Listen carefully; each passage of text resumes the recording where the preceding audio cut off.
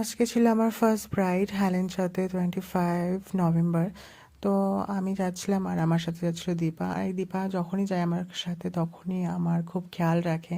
আগে পরে যখনই গেছে তো আমরা বাস থেকে নেমে তখন রাস্তাতে যাচ্ছিলাম, তো আমার সাথে ছিল ও আর ওর বর আর আমি তিনজনে মিলে যাচ্ছিলাম।